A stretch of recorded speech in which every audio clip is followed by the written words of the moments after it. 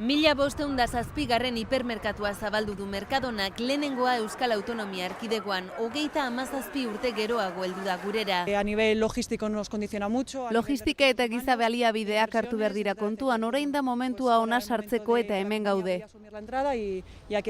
Hilabete honetan bertan beste 2 denda zabalduko dituzte Gasteizen eta datorren urtean 4 Bilbon, Barakaldon, Basaurin eta Irunen.